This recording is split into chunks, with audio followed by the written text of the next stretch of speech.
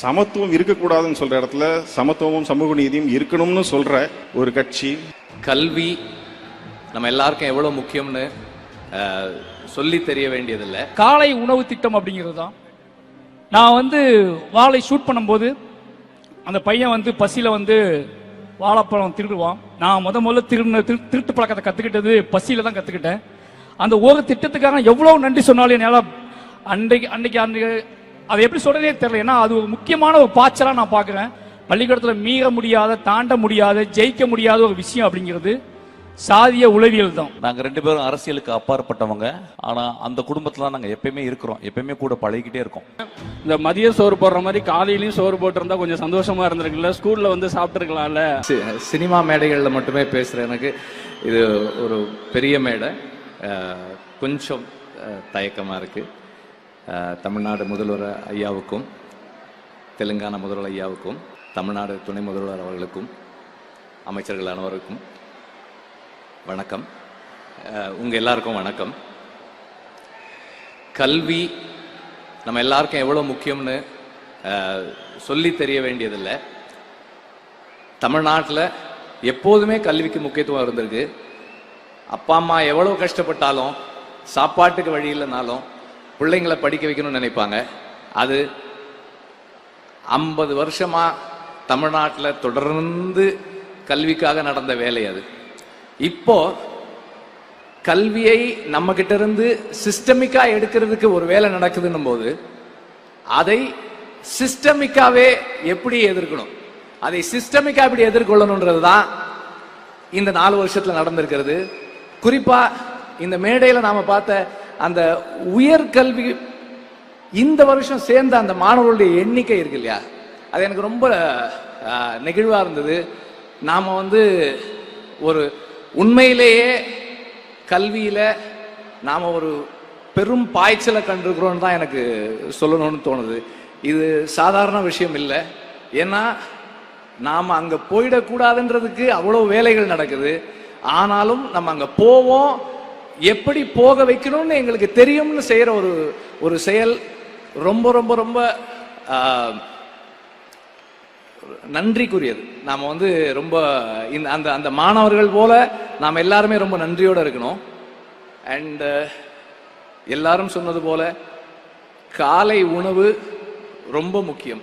பள்ளியில் அது கிடைக்குதுன்னு போது அதுக்காகவே பள்ளிக்கு வர்றவங்க இருக்காங்க. பள்ளியோட நின்றுடாம பல பேர் பள்ளியோட நிறுத்திடுறாங்க. ஆனால் இப்போ இந்த year school to college transition அவ்வளவு இருந்திருக்குன்னு சொல்றாங்க. அது 2 மடங்கா அதிகமாயிருக்குன்றாங்க.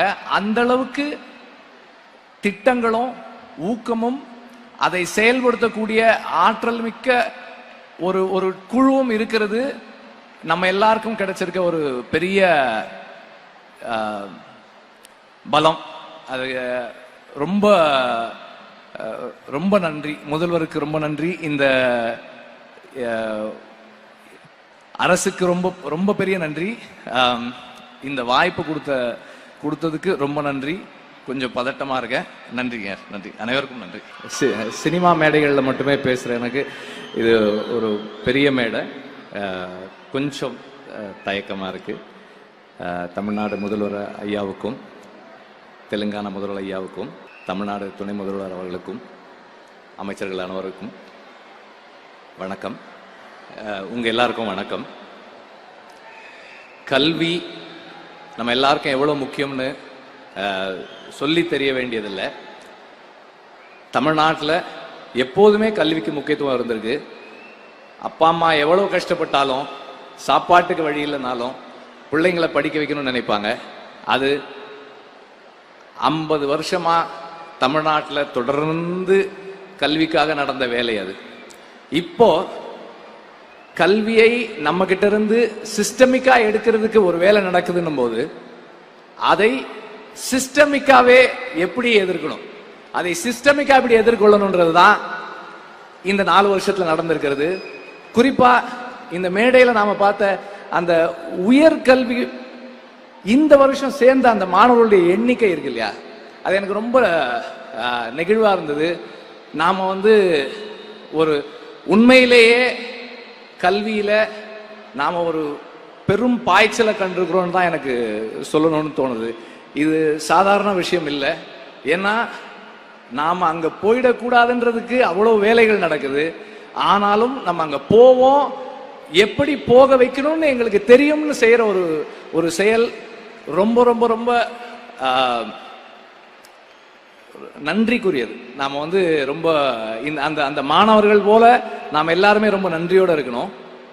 அண்ட் எல்லாரும் சொன்னது போல காலை உணவு ரொம்ப முக்கியம். பள்ளியில் அது கிடைக்குதுன்னு போது அதுக்காகவே பள்ளிக்கு வர்றவங்க இருக்காங்க. பள்ளியோட நின்றுடாம பல பேர் வந்து பள்ளியோட நிறுத்திடுறாங்க. ஆனால் இப்போ இந்த year school to college transition வந்து அவ்வளவு இருந்திருக்குன்னு சொல்றாங்க. அது 2 மடங்கா அதிகமாக இருக்குன்றாங்க.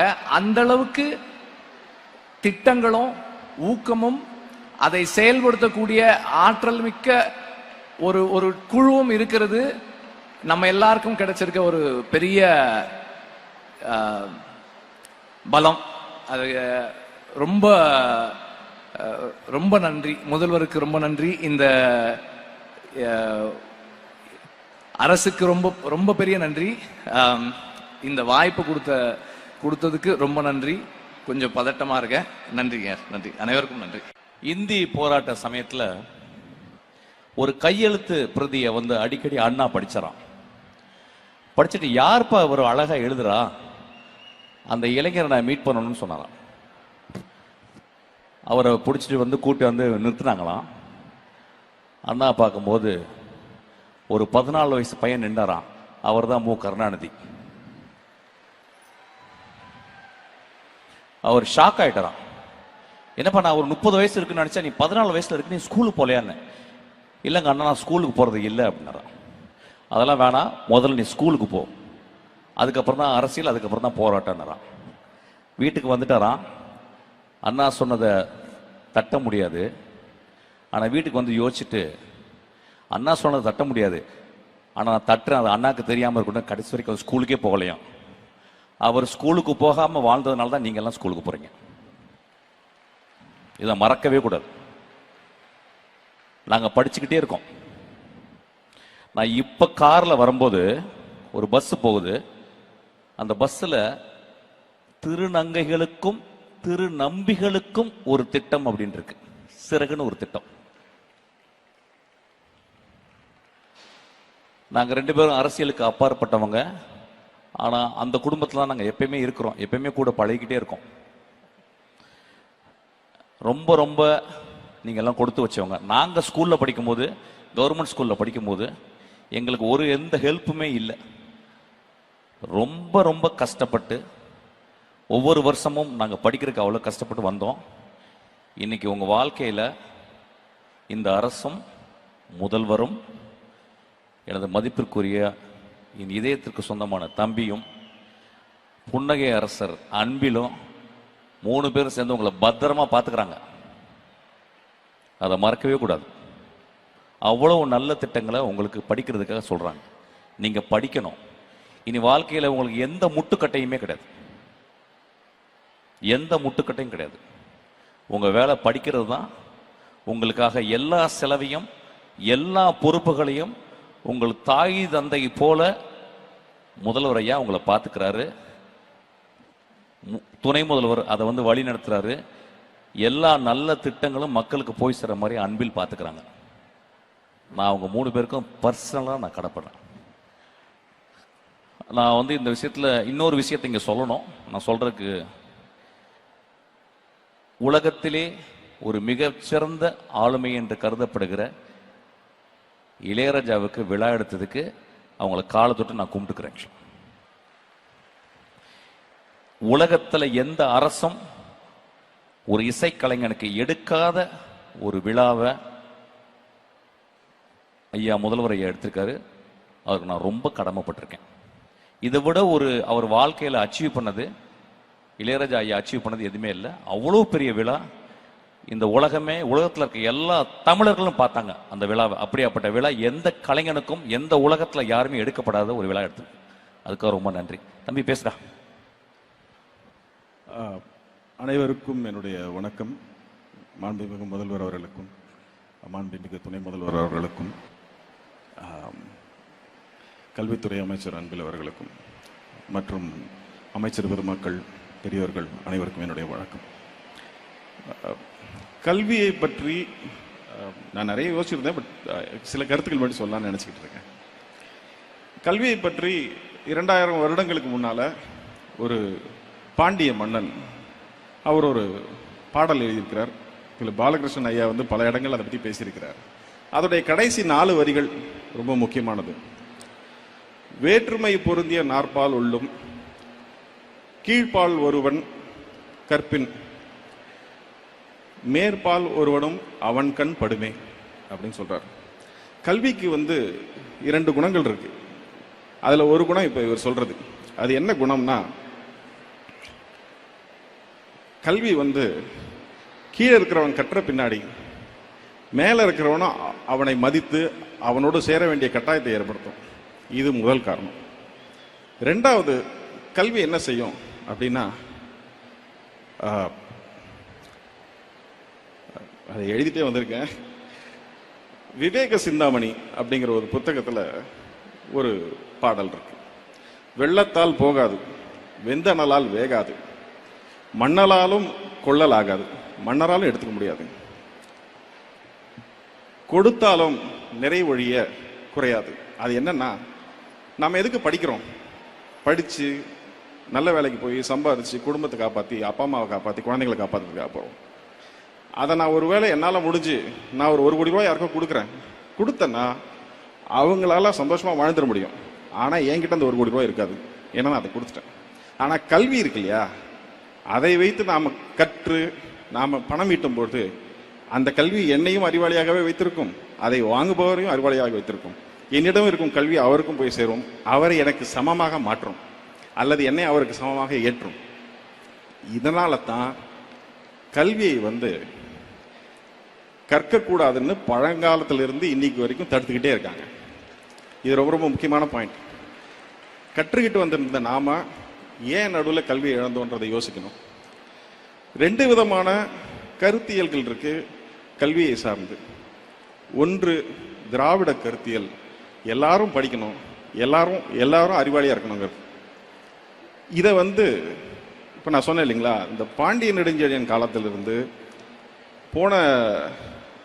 போன செஞ்சுரியில் இருந்த பாரதியார் வரைக்கும் அவர் கூட சொல்லியிருக்காரு, அன்ன சத்திரம் 1000 நாட்டலும் ஆலயம் 10000 கட்டலும் அப்படின்னு சொல்லி அதோடைய எண்டில் என்ன சொல்லியிருக்காருன்னா, இன்னும் பல புண்ணியங்களை தாண்டி கோடி மடங்கு பெரிய புண்ணியம் அங்கே ஒரு ஏழைக்கு கல்வி அறிவித்தல் சொல்லியிருக்கிறார். அப்படிப்பட்ட ஒரு புண்ணியமான செயல் வந்து கல்வி அறிவிக்கிறது. இப்போ ஆரிய கருத்தியல்ல என்ன நடந்திருக்குன்னா, கற்கணும்னு ஆசைப்பட்ட ஒரு பையன் போய் ஒரு ஆசிரியர்கிட்ட கற்கணும்னு கேட்ட பொழுது, நீங்க எந்த ஆளுன்னு கேட்டு உனக்கு சொல்லித்தர மாட்டேன்னு அனுப்பிச்சிட்டார். ஆனா அவனே போய் வில்வித்தை கற்றுக்கிட்டு அவர்கிட்ட போய் நின்ன போது அவருடைய கட்டை விரலை அவர் வாங்கிட்டார். அவர்கிட்ட போய் கர்ணன் பின்னாடி கத்துக்கணும்னு நினைச்ச பொழுது கர்ணனையும் நீ என்ன ஆளுன்னு கேட்டு அனுப்பிச்சிட்டார். அவர் கிருபாச்சாரியார்கிட்ட போய் கேட்ட பொழுது அவர் கேட்கும் பொழுது இல்ல நான் மேட்டுக்குடின்னு சொல்லி அவர்கிட்ட தொழில் கத்துக்கிட்டார். ஆனால் அவரும் அப்படிப்பட்டவர் இல்லைன்னு தெரியும் பொழுது அவர்கிட்ட நீ கற்ற கல்வி எல்லாம் உன்னை விட்டு ஒரு நாள் போய்விடும் சொல்லி சாபம் கொடுத்து அதையும் புடிங்கிறார். இப்படி துரோணாச்சாரியார் கிருபாச்சாரியார் ஆரம்பிச்சு ராஜகோபாலாச்சாரியார் வரைக்கும் நாம் படிப்பதை தடுத்து கொண்டே இருக்கிறார்கள். ஆனால் இந்த கொள்கைக்கு எதிராக சமத்துவம் இருக்கக்கூடாதுன்னு சொல்ற இடத்துல சமத்துவமும் சமூக நீதியும் இருக்கணும்னு சொல்ற ஒரு கட்சி ஒரு கொள்கை ஆட்சியில் இருக்கும் பொழுது அவங்க எல்லாரையும் படிக்க வைக்கிறதுக்கு எத்தனை திட்டங்கள் முடியுதோ அத்தனை திட்டங்களையும் போடுறாங்க. காலை உணவு கொடுக்குறாங்க, நான் முதல்வன் இருக்கு, தமிழ் புதல்வன் இருக்கு, இந்த இப்படி அவங்க ஒரு வரிசையா திட்டங்கள் போட்டு எப்படியாவது படிச்சிருக்கன்றாங்க. நீங்க கட்டணம் இல்லாம பேருந்து கொடுக்குறாங்க, வேற யாரும் ஆட்சி பண்ணாலும் அவங்க வந்து மடிக்கணினி கொடுக்குறாங்க, சைக்கிள் கொடுக்குறாங்க, எப்படியாவது படிச்சு மேலே போயிருங்கிறாங்க. இதை தடுப்பதற்கு அவங்க முன்ன கட்டைவரில் கேட்ட மாதிரி கர்ணனுக்கு அம்னீஷியா கொடுத்த மாதிரி இப்போ புதிய கல்விக் கொள்கையை ஒன்று கொண்டாந்து உங்களை படுக்கிறத தடுக்க பார்க்குறாங்க. இப்படி அவங்க தடுத்து இதை ஏற்க மாட்டோம்னு சொன்னவங்களுக்கு நமக்கு நியாயமா வர வேண்டிய 2150 கோடி பணத்தை தரமாட்டேன்னு சொல்றாங்க. இப்போ நமக்கு உடன்பாடு இல்லாத அல்லது கொள்கையாக அரசியலாக முரண்பாடு கொண்ட ஒரு கட்சி ஒன்றியத்தை ஆளும்போது எந்த உதவியும் இல்லாமல் கைகளை கட்டி கால்களை கட்டி தண்ணீரில் போட்டதுக்கு அப்புறமா நீந்தலாம் என்று பார்க்காமல் தான் நீந்தி தமிழக மக்களையும் கரை சேர்க்கக்கூடிய ஒரு உழைப்பை செலுத்தியிருக்கக்கூடிய இந்த முதல்வருக்கு என்னுடைய மனமார்ந்த நன்றிகளை தெரிவித்துக் கொள்கிறேன். நன்றி. என்னை முன்னாடியே பேச கூப்பிட்டாங்க. நான் கொஞ்சம் கூச்சப்பட்டுட்டு இல்லை என்னை எடுத்துருங்க, நான் வரல, இங்கே எல்லாம் அறிவார்ந்தவங்களா இருக்காங்க, பட்டிமன்ற பேச்சாளர்லேருந்து சமூக சிந்தனையாளர் எல்லாரும் இருக்காங்க, அவங்க முடி நான் என்ன பேசுறதுன்னு பயன்ட்டேன். ஆனால் இவங்க இதுக்கு முன்னாடி இருந்த அந்த பசங்க ஸ்டூடெண்ட்ஸ் எல்லாம் பார்க்கும்போது எனக்கே மோட்டிவேட் ஆயிடுச்சு. நம்மளுமே ஒரு கவர்மெண்ட் ஸ்கூல் ஸ்டூடெண்ட் தானே, கவர்மெண்ட் ஸ்கூலோட அலுமினி, நம்ம வந்து இலவச திட்டங்கள் அவ்வளோ அனுபவிச்சிருக்கோம், அட்லீஸ்ட் ஒரு நன்றியாவது சொல்லலைன்னா எப்படி? ஏன்னா நான் பஸ் பாஸ்ல இருந்து ஃபர்ஸ்ட் கிராஜுவேட் ஸ்காலர்ஷிப்னு எல்லா கவர்மெண்ட்டோட இலவசங்களை அனுபவிச்சு அதில் படித்து நான் ஒரு இன்ஜினியரிங் முடித்த ஒரு ஸ்டூடெண்ட்டு. அப்படி இருக்கிறப்போ இவங்கெல்லாம் நன்றி சொல்லும்போது நான் மட்டும் ஏன் நன்றி சொல்லாமல் அங்கேயே உக்காந்துருக்கேன் அப்படின்னு சொல்லிட்டு தான் நான் இங்கே வந்தேன்.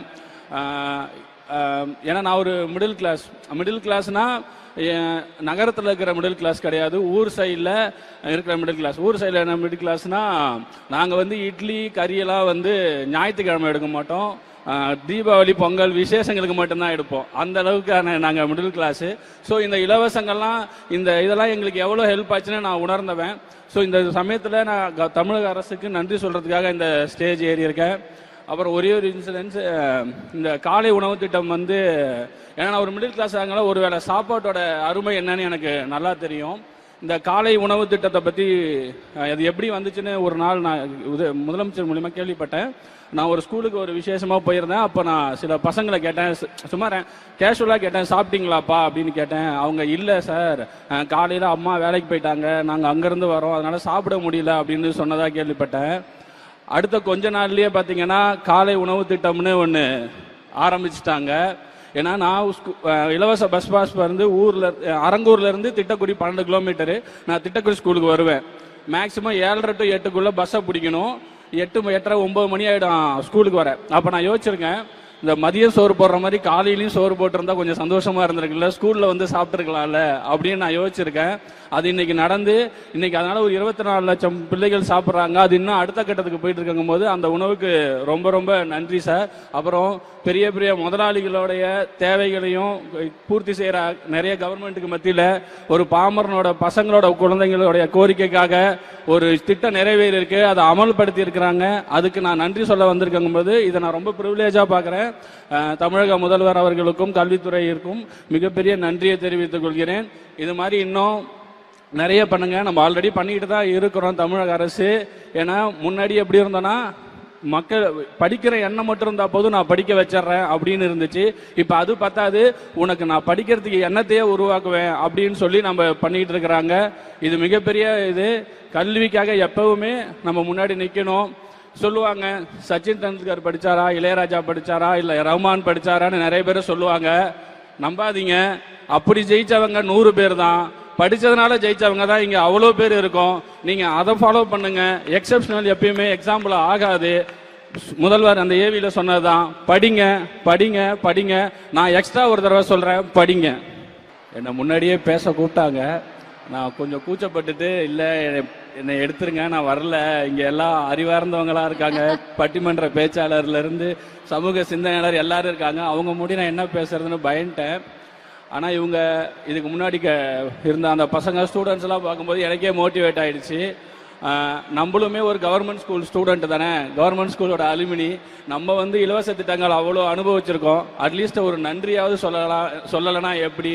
ஏன்னா நான் பஸ் பாஸ்ல இருந்து ஃபர்ஸ்ட் கிராஜுவேட் ஸ்காலர்ஷிப்னு எல்லா கவர்மெண்ட்டோட இலவசங்களை அனுபவிச்சு அதில் படித்து நான் ஒரு இன்ஜினியரிங் முடித்த ஒரு ஸ்டூடெண்ட்டு. அப்படி இருக்கிறப்போ இவங்கெல்லாம் நன்றி சொல்லும்போது நான் மட்டும் ஏன் நன்றி சொல்லாமல் அங்கேயே உக்காந்துருக்கேன் அப்படின்னு சொல்லிட்டு தான் நான் இங்கே வந்தேன். ஏன்னா நான் ஒரு மிடில் கிளாஸ்னால் நகரத்தில் இருக்கிற மிடில் கிளாஸ் கிடையாது, ஊர் சைடில் இருக்கிற மிடில் கிளாஸ். ஊர் சைடில் என்ன மிடில் கிளாஸ்னால் நாங்கள் வந்து இட்லி கறியெல்லாம் வந்து ஞாயிற்றுக்கிழமை எடுக்க மாட்டோம், தீபாவளி பொங்கல் விசேஷங்களுக்கு மட்டும்தான் எடுப்போம். அந்த அளவுக்கான நாங்கள் மிடில் கிளாஸு. ஸோ இந்த இலவசங்கள்லாம் இதெல்லாம் எங்களுக்கு எவ்வளோ ஹெல்ப் ஆச்சுன்னு நான் உணர்ந்தவன். ஸோ இந்த சமயத்தில் நான் தமிழக அரசுக்கு நன்றி சொல்கிறதுக்காக இந்த ஸ்டேஜ் ஏறி இருக்கேன். அப்புறம் ஒரே ஒரு இன்சிடென்ட்ஸ், இந்த காலை உணவு திட்டம் வந்து ஏன்னா நான் ஒரு மிடில் கிளாஸ் ஆகனால ஒரு வேளை சாப்பாட்டோட அருமை என்னன்னு எனக்கு நல்லா தெரியும். இந்த காலை உணவு திட்டத்தை பற்றி அது எப்படி வந்துச்சுன்னு ஒரு நாள் நான் முதலமைச்சர் மூலிமா கேள்விப்பட்டேன். நான் ஒரு ஸ்கூலுக்கு ஒரு விசேஷமாக போயிருந்தேன். அப்போ நான் சில பசங்களை கேட்டேன், சும்மா கேஷுவலாக கேட்டேன், சாப்பிட்டீங்களாப்பா அப்படின்னு கேட்டேன். அவங்க இல்லை சார், காலையில் அம்மா வேலைக்கு போயிட்டாங்க, நாங்கள் அங்கேருந்து வரோம், அதனால் சாப்பிட முடியல அப்படின்னு சொன்னதாக கேள்விப்பட்டேன். அடுத்த கொஞ்ச நாள்லயே பார்த்தீங்கன்னா காலை உணவு திட்டம்னு ஒன்று ஆரம்பிச்சிட்டாங்க. ஏன்னா நான் இலவச பஸ் பாஸ் வந்து அரங்கூர்ல இருந்து திட்டக்குடி 12 கிலோமீட்டரு. நான் திட்டக்குடி ஸ்கூலுக்கு வருவேன்.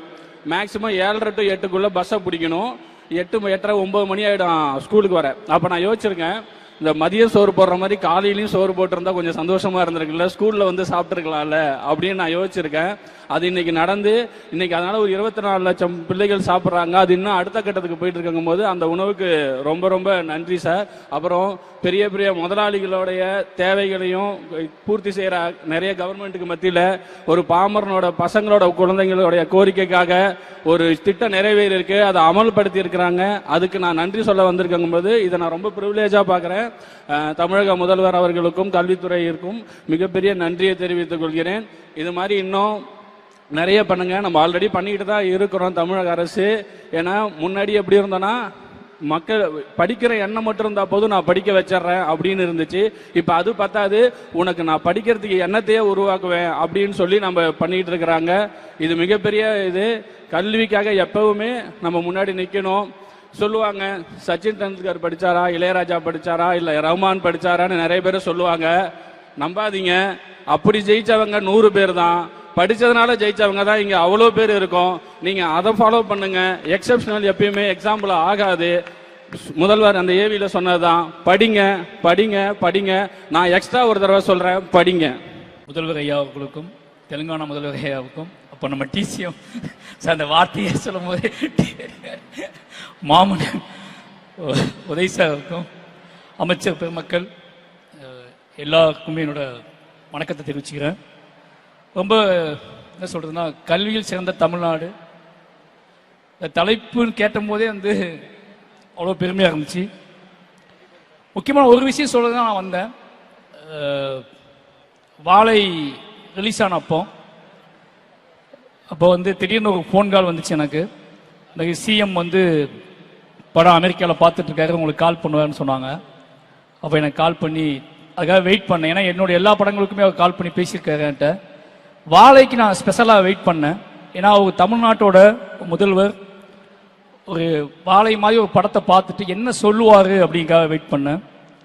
அது மாதிரி கால் வந்துச்சு, அவர் பேசினார் என்கிட்ட. அன்றைக்கு அந்த படம் எடுப்பதற்கான நோக்கம் அல்லது அந்த படம் அந்த கதை நிகழ்ந்த காலகட்டத்தில் இருக்கும்போது எனக்கு ஒரு மனநிலை இருந்துச்சுல்ல, அதோட உச்சமா வந்து அந்த சிஎம் அந்த பையன்கிட்ட, அந்த சின்ன பையன்கிட்ட சிவனஞ்சான்கிட்ட பேசினா எப்படி இருக்கும் அந்த ஃபீல் இருந்துச்சு. அதை உணர முடிஞ்சு. ஏன்னா கிட்டத்தட்ட கண்ணீர் சொட்டின மாதிரி ஒரு ஃபீல் தான். ஏன்னா அதில் அந்த படத்தில் வந்து ஒரு சீன் இருக்கும். முக்கியமாக தமிழ்நாடு கவர்மெண்ட் கிட்ட நான் என்னைக்காவது ஒரு நாள் அதை எங்கேயாவது பதிவு பண்ணு நினச்சிட்டே இருந்தேன். அது என்ன அப்படின்னா, அந்த காலை உணவு திட்டம் அப்படிங்கிறது தான். நான் வந்து வாழை ஷூட் பண்ணும்போது அந்த பையன் வந்து பசியில் வந்து வாழைப்பழம் திருடுவான். நான் முதல்ல திருட்டு பழக்கத்தை கற்றுக்கிட்டது பசியில் தான் கற்றுக்கிட்டேன். நான் திருட ஆரம்பிச்சது வாழைப்பழத்தை தான் முதல்ல திருடுனேன். அது இப்போ என்னோட ஸ்கூலுக்கும் என் வீட்டுக்கும் 4 கிலோமீட்டர் இருக்கும். டெய்லி 4 கிலோமீட்டர் நடந்து போவேன், 4 கிலோமீட்டர் நடந்து வருவேன். அன்னைக்கு வீட்டில் அம்மா அப்பாக்கெல்லாம் சமைக்க அம்மா அப்பாவே இருக்க மாட்டாங்க. ஏன்னா காலையில் நான் எந்திக்கும் போதே அவன் போயிடுவோம், வேலைக்கு போயிடுவாங்க. பசியோடு தான் ஸ்கூலுக்கு போவோம், திருப்பி பசியோடு தான் வீட்டுக்கு வருவோம்.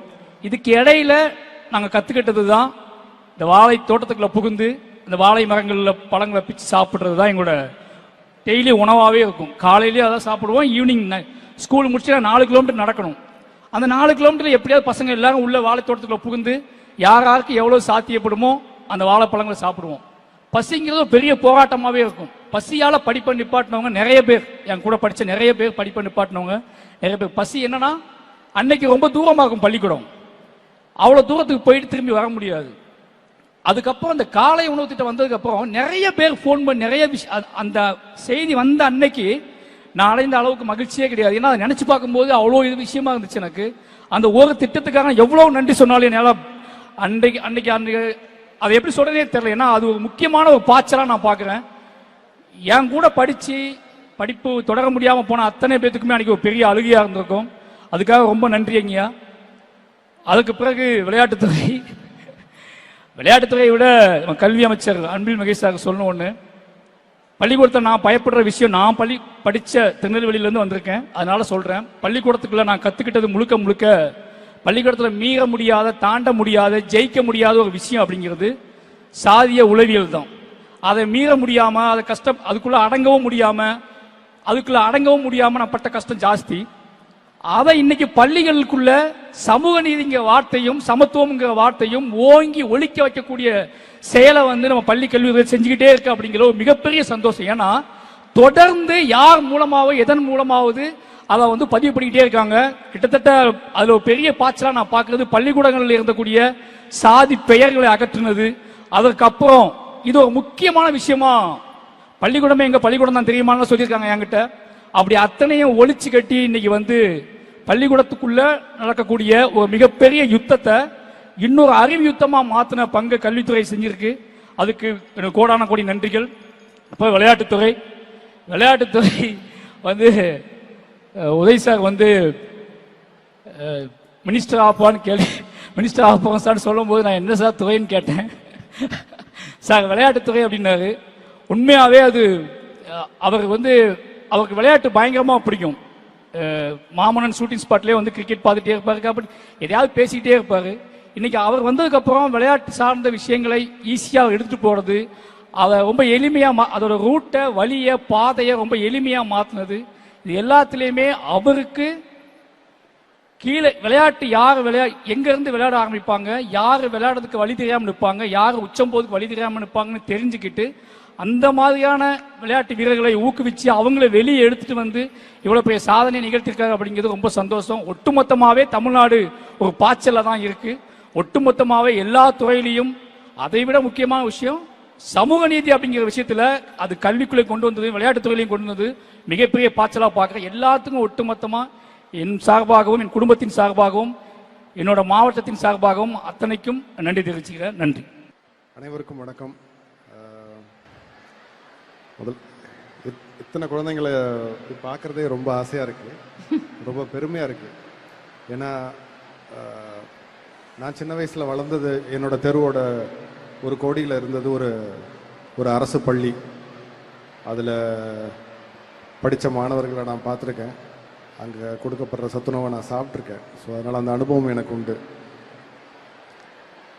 ஆனால் இன்றைக்கி அரசாங்க பள்ளிகளில், அரசு பள்ளிகளில் என்னென்ன சலுகைகள் இருக்குது, என்னென்ன அவங்க நல்லபடியாக படிக்கிறதுக்கு அவங்க என்னென்ன கிடைக்குது அப்படின்னு பார்க்கும்போது ஆச்சரியமாக இருக்குது, பெருமையாக இருக்குது, நன்றி சொல்லணும்னு தோணுது.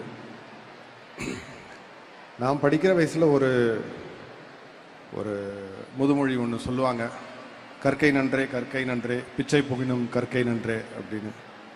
பிச்சை எடுத்தாவது படிச்சிடணும் அப்படின்னு சொல்லுவாங்க. ஏன்னா தமிழ்நாடு பகுத்தறிவுக்கு மட்டும் இல்லை, கல்வி அறிவுக்கும் பேர் போன ஒரு மாநிலம்.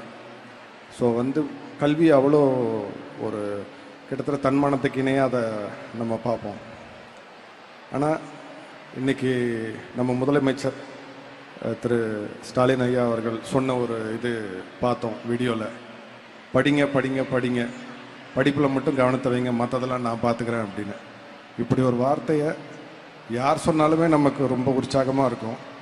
நம்ம மாநிலத்தோட முதல்வர் சொல்லும் போது அதோட முக்கியத்துவம் நமக்கு நல்லா புரியுது. அதுக்கான எல்லா ஏற்பாடுகளையும் அவங்களே செஞ்சு தராங்க. படிக்கிறது மட்டும்தான் மாணவர்களோட ஒரு கடமையாக இருக்கும்.